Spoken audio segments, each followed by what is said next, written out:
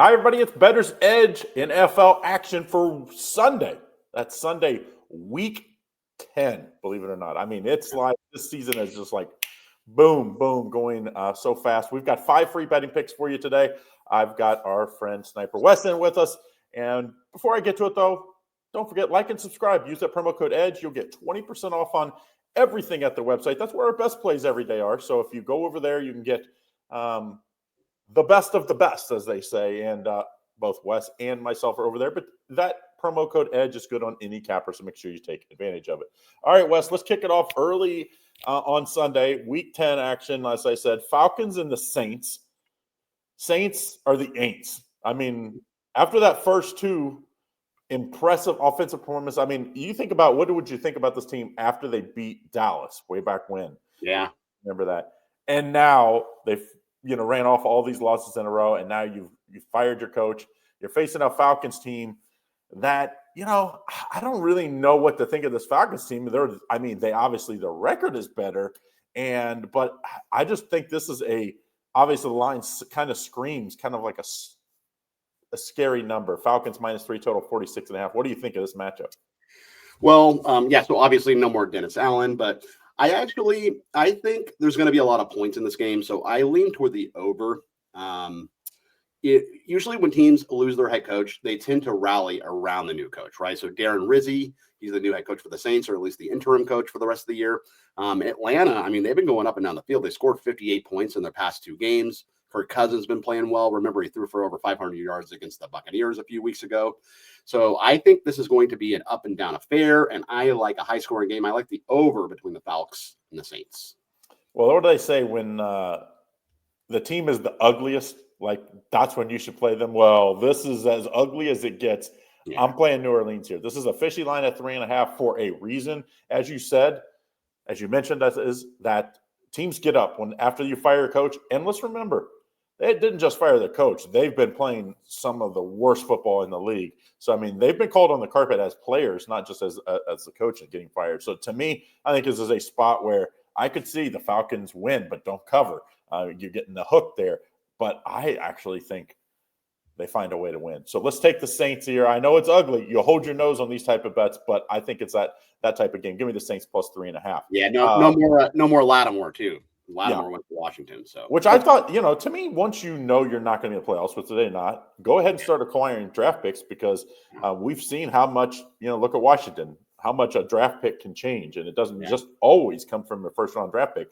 Sometimes by acquiring additional draft picks that you can trade up even. So, second game we're looking at, we got the Chiefs. And once again, they find a way to win ugly. They're facing a Broncos team in their division matchup, and you're having to lay 8 points with the Chiefs, total 41.5. Is this another just, find a way to win type game? Because Kansas City, they talk about a team that's added in the trade deadline. They didn't just wait to the trade deadline. They've been doing it all season long. What do you think of the Chiefs here? Yeah, it's like you said, they keep doing just basically whatever is necessary. And obviously they're still undefeated. Denver is 5-4, but I don't know that KC is actually a touchdown better than the Broncos, to be honest with you. And, Denver, they're 6-3 against the number this year. So they're actually overperforming expectations from the odds makers. And obviously they're coming off the 41-10 loss to the Ravens. So they are going to want to, at least have a respectable performance and maybe possibly get back in the win column. Obviously it's a divisional game too. So, they're going to be up for the Chiefs and they want to hand them their first loss. Right. So I think this line did open at 9.5 at some shops and it's come down to 9. And I agree with that move. It's probably going to be maybe a decent public fade too. So give me the Broncos here. Yeah. Until last week, I thought this Bronco team was one of those teams that just flying a little under the radar. It seemed like last week they were, a big underdog. Everybody jumped on them at what you call a public underdog, and they got whacked. To me, I think they wake up this week, and one of the best plays lately has been about unders in the Chiefs game. Now, last week, obviously the Chiefs, and it goes to overtime and it goes over, but it was trading. It was, I think, 17 at the first half, so it was going under in the first half. I like this game to go under 41.5. Denver's not a team that wants to win in shootouts, and to be honest, Kansas City is no longer that offensive mind that we think of the last 5 years that they run up and down the field. They win with defense and running the game, running the ball. I like the under 41.5 in this matchup. Now we move to 2 afternoon games. First of those 2 games, Eagles at a Cowboys team that I keep saying can't buy any lower, can't buy any lower. Then they go out and get injured, or they go out and put up another loss. And it's like, okay, is this the all-time low for the Cowboys? No Dak in this matchup. I mean, it's like the who's going to be on the not available for the Cowboys. But the line's only 7, Wes. Is this like ring bells in your head that I thought the Cowboys would be double-digit underdogs this week?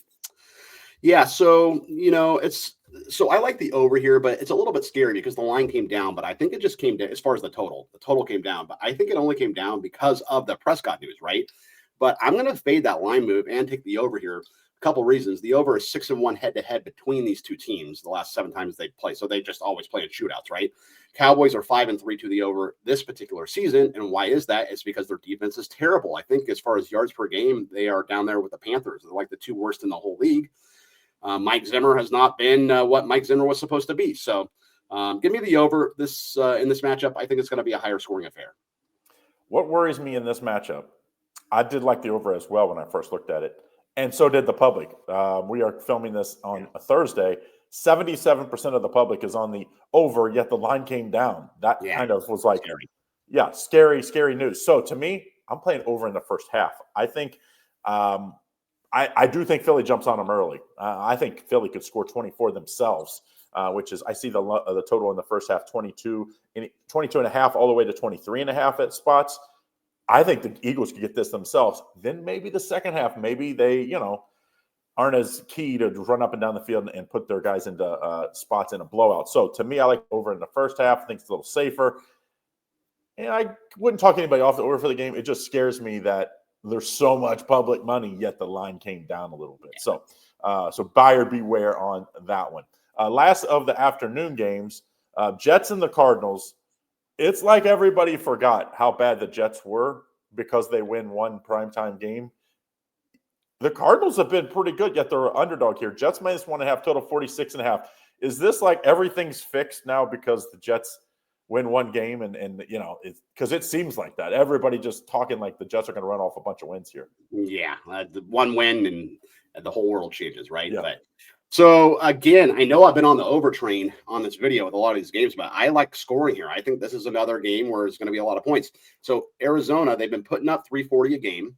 On paper, the Jets defense was supposed to be very good, and they actually are. I think they're top 5 in the NFL as far as yards per game given up, but they have been sliced and diced by a couple teams. The Cards in their past 2 games, I think they've scored 29 and 28, so they've been putting up a lot of points lately.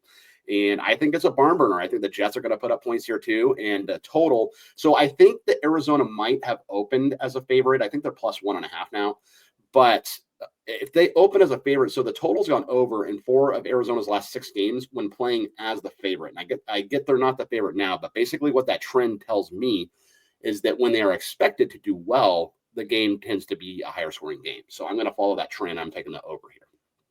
I love the Cardinals in this matchup. I just think, it's like people are so in love with what Aaron Rodgers was, like MVP Aaron Rodgers, just like 2-3 years ago. Yeah, I have not seen that. They beat the Texans because the Texans had 3 of their best 4 weapons on offense down, and the Texans had every opportunity to put them away in the first half and kind of left them hang around. I thought the Texans should have won that game. They didn't. If the Texans win that game, what is this line? I mean, the Cardinals probably favored by 2.5, maybe 3. I think the Cardinals are playing really good football, and I don't think the Jets are playing great football just because they win one game. Give me the Cardinals here, outright win, but I'll take the 1.5 just in case weird shit happens in the NFL. All right, last game, Sunday Night Football. Speaking of those Texans, they needed that extra little rest that they got, the mini bye, as people say. They are still banged up, though, and you're facing a Lions team. Detroit Lenny, they're for real, buddy. Your Lions are the number 1 power ranked team as far as my power rankings are and most people's power rankings. Lions favored by 3.5, total 49. Is this we have to hold Lenny off of jumping into the Super Bowl tickets now? Yeah, it's funny. So obviously the Dodgers just won the World Series, so I was super stoked. And we were talking about all the riots out here in LA, and he said, "Man, you haven't seen anything. If the Lions win the Super Bowl, there will be no more Detroit. They will burn that city down." But so as far as this game, I mean, Detroit, they're 7-1, Houston 6-3. But yeah, they do look like they're on a mission. They're scoring 32 a game. They're only allowing 18.5 a game. Obviously, they went out and got Zadarius Smith from Cleveland, so that should help, shore up the Aiden Hutchinson loss. And Houston, they're really banged up. A lot of guys on the injured list. But Houston obviously they won, or they're coming off the 21-13 loss right on Thursday night. So they've had some extra time to prepare here, and they're going to get up to play the Lions. And you're going to give me, the field goal and a hook here. I believe we're getting 3.5. So I'm going to take the Texans here. It's probably not going to be a popular play, but I'm fine with that. Give me the Texans and the points here. Yeah, 78%. How about that? Detroit, 78% with the hook. Usually that 3.5 draws in a lot of the, it will take some public money because people are like, oh, a lot of games end in field goal. I mean, they're going to probably have to move this line to 4 at this rate. I mean, as we see the steam coming in on the Lions, and it's a primetime game on Sunday. I like the first half Lions. The Lions in the first half, they have just been jumping on people. I mean, I love what the offensive minds have done in Detroit. I mean, when you watch them, it kind of reminds you a little bit of Kansas City where, like the options they have with the talent they have at tight end, at receiver, 2-3 running backs. I mean, it's just like, they're throwing to their freaking tackles at times in games. Give me the first half Lions. I see it at -2.5. I don't mind that. I think the Lions are going to be up big in the first half. Maybe Houston comes screaming back late, but I think it's a Houston team that just, until they get healthy, Collins and such back, they're not going to get Diggs back. They just don't have the weapons that I think the Lions have. So I'm going to take the safer bet in the first half, Detroit Lions. All right, so those are your 5 free picks. Don't forget, like and subscribe, and use that promo code EDGE. You can go over to Picks and Parlays. If you click on the drop down, there's a 2-for-1 capper. You can get me and Sniper West here for 20% off either 3 days, 7 days, 30 days, or even a year. Make sure you get in on that. So, all right, guys, have a good day. Don't forget, check out our Monday Night Football play. We'll have that out late on Saturday here at the Picks and Parlays channel. Good luck.